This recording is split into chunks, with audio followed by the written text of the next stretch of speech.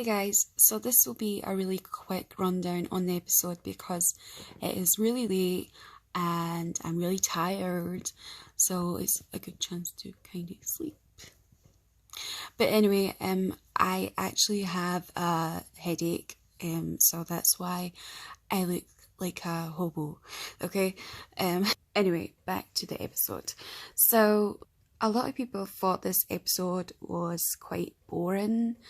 I think it's quite a back to basic episode. I feel like it has more character development in it. Like there's more conversation in it, a little more conversation, a little more whatever, So there's like, I mean, we had conversation last episode, and by the way guys, I actually watched that episode and I really loved it, completely loved it, even though I hated to see my boys fight, Daryl and Rick, but they'll make up, so it wasn't that bad when I went over it. So I do give that a 9. But this episode I felt kind of surpassed that in a way, because while the other one was more tense, this one is kind of leading to episode 8, and episode 8 guys, they are like the death sentence for a beloved character, and it's kind of building up to that, and I liked that a lot of them were talking about their morals again, and we got to see Aaron, and Aaron's became like a really fan favourite from me, and a lot of other people, because he's so loyal and funny and like just hot as well. So we got to see his like reaction towards losing Eric. Is it Eric? I'm really sorry. It's just that we have not seen him a lot, his boyfriend, so I don't remember names that well, so I'm sure it's Eric though.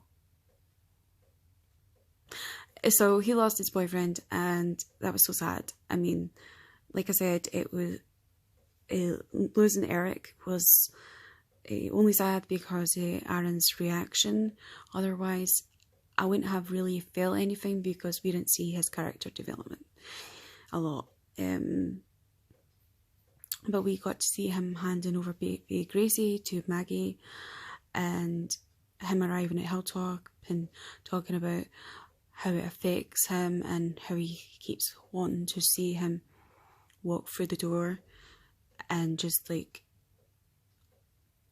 every time he keeps thinking that he'll be there and he won't, and then he asks Maggie if it gets better, and this is like the kind of first time that we are seeing Maggie mention kind of Glenn in a way again, and I don't want to bring this into me, but like I can totally relate to the whole wanting to see somebody walk through the door, but you'll never see them walk through the door. So like that to me really it's relatable so much. And again, I don't want to bring it all around me, but like it's true to like life if you lose somebody. I love Rick, okay, and Rick is my favourite, if you guys didn't know that, but he's a dumbass.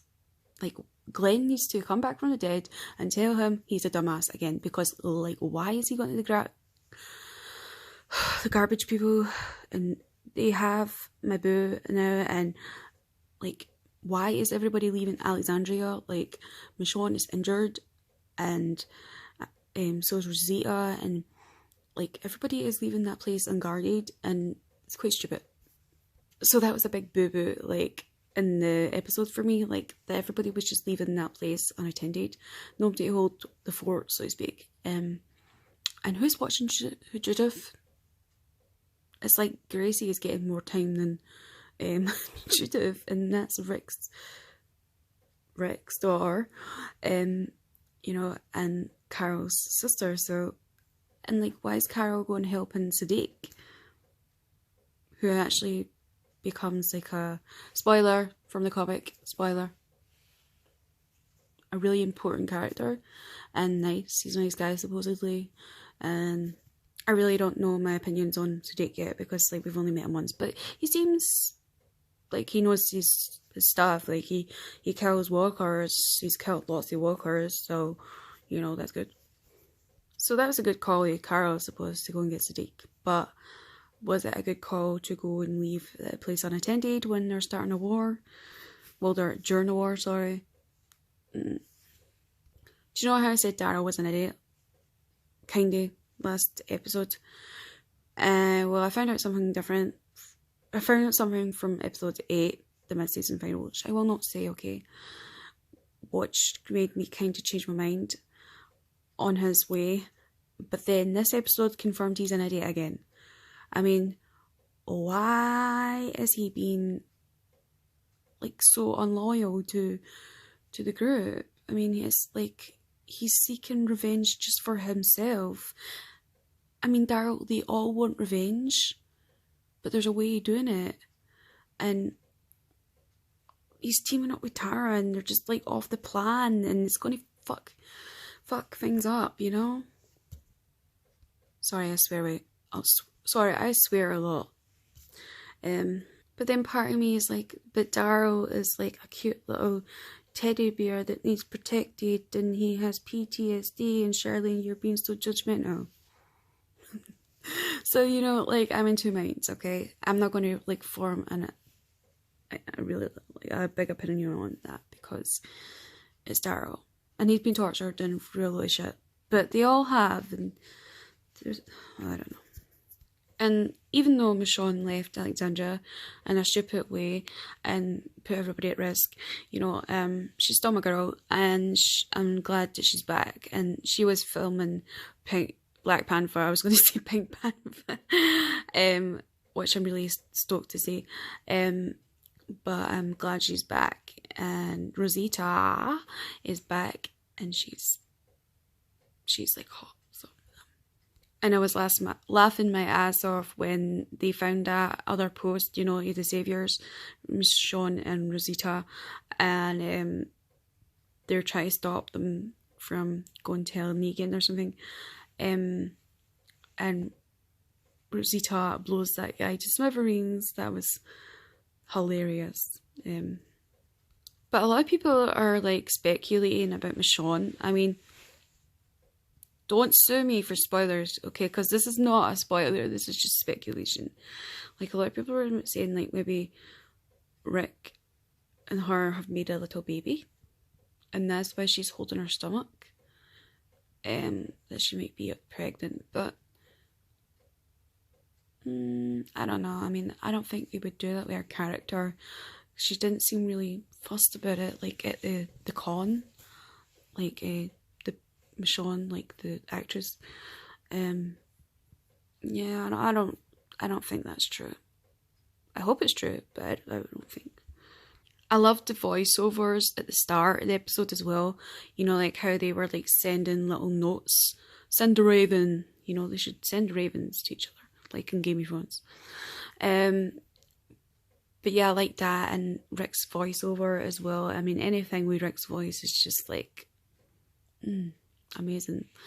But I also liked, of course, the other characters' voiceovers as well, telling Rick the like information and how they're doing and how they're getting defeated and blah blah blah and blah. You know, like I liked all that. I will say this with full, you know, truth, that I officially have become a Carol fan. The woman.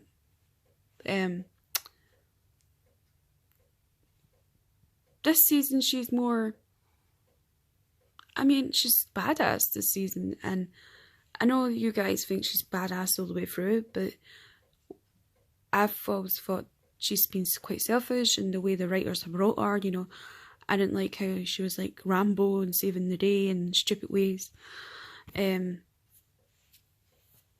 But that's just me. But like in this season, it's more believable, and I liked how she's connecting with that kid, and that she went back to the king and she gave him the truth, you know, like that he needs to put on his act again and just act to get through the day, because it's true, like you can't sit down and just be depressed.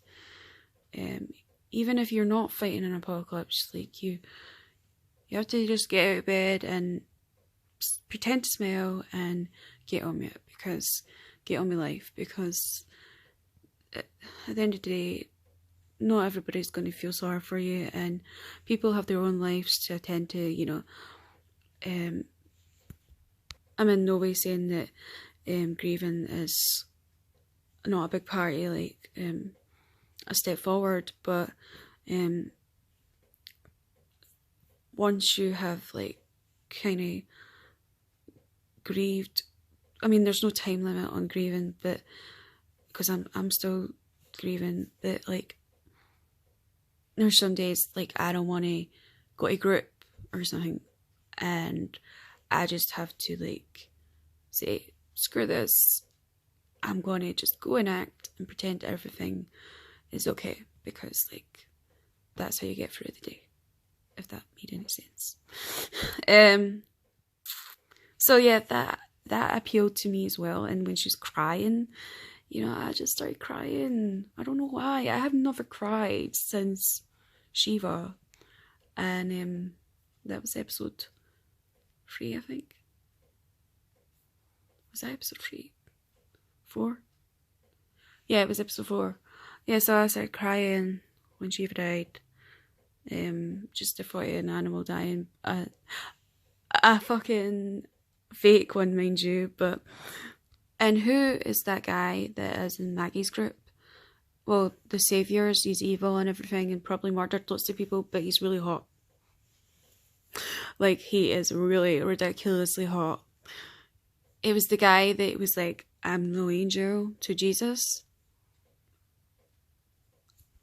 And I don't think he's like fully a bad guy. I mean, okay, I'm just probably saying that because he's hot, but like, he did stop that other guy from doing something stupid. You know, when Maggie makes her final decision and brings them all in and cages them. And the long-haired douchebag goes for the gun and he stops them. So he has potential to redeem himself.